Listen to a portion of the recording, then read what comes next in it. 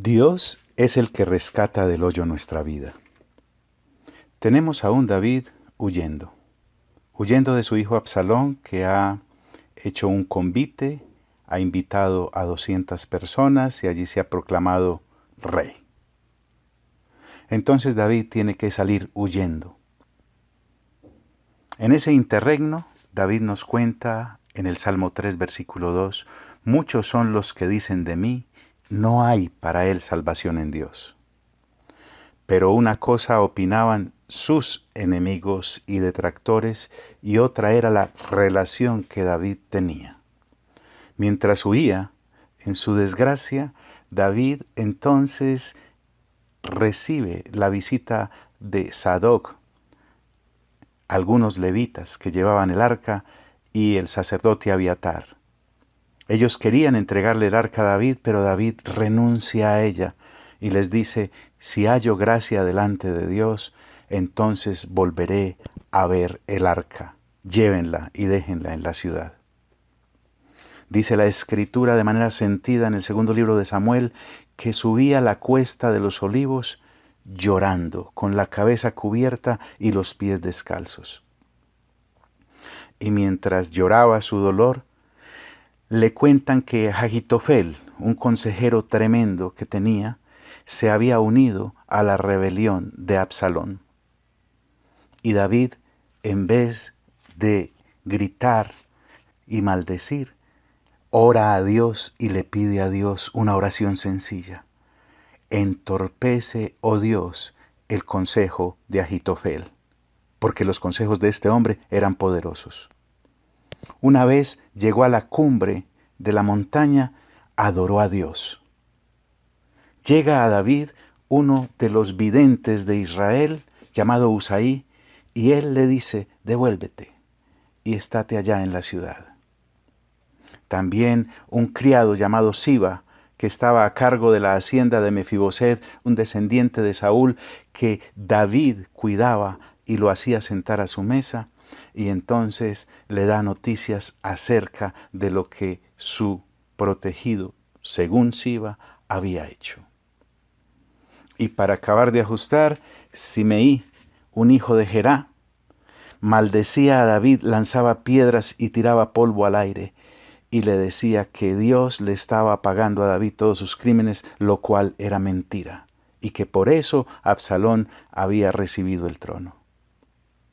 Uno de los hombres de David quiere hacer justicia y encargarse de ese hombre, pero David les dice, hombre, si un hijo de mis entrañas me está acechando, no me va a maldecir un hombre como este. Déjenlo que maldiga, Dios se lo ha permitido. Tal vez Dios convierta en bien las maldiciones que éste me está lanzando. Sí, otra era la relación que realmente David tenía con Dios.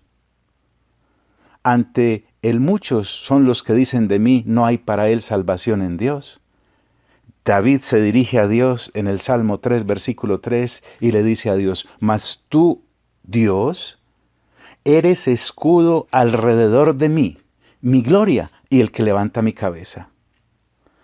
Como escudo alrededor de mí. David, un guerrero, David, un soldado valiente, David, un hombre de 1000 batallas, sabía lo que era tener escudos a su alrededor para que lo protegieran no solamente de los ataques directos, sino también de los indirectos, las flechas y las saetas lanzadas desde los arcos y también las espadas que podían atacarle en determinado momento de las batallas. David entonces no reposa en su fortaleza y en su destreza como guerrero valiente. Recuerden el coro. Se cantaba en Israel, David mató a 10,000 mientras Saúl solo mató a 1,000. David, el mismo hombre que en su momento no se había defendido de Saúl, el rey que lo perseguía, ahora como rey no se defiende de un hijo que quiere derrocarlo. Él acude a Dios y le dice, Señor, tú eres quien me defiende. Yo te invito, amigo y amiga, que esa sea tu defensa siempre, que repose siempre en Dios. Porque lo que David da a entender cuando devuelve el arca para que esté en la ciudad es, tal vez Dios haya terminado conmigo. A veces somos muy presuntuosos. Y tenemos que dejar en manos de Dios si ya ha terminado nuestra función en esta tierra, en este planeta, en tal empresa, en tal situación. Tal vez Dios haya terminado y uno no entiende. David dejó todo en manos de Dios. Él mismo estaba afianzándose en que la voluntad de Dios es buena, es agradable y es perfecta, y que no estaría en ella si Dios no le estaría permitiendo. Mas tú, Dios, eres escudo alrededor de mí, mi gloria y el que levanta mi cabeza. Dios es el que da la vida, Dios es el que la quita. Dios es el que humilla, Dios es el que exalta. Dios es el que enriquece, Dios es el que empobrece.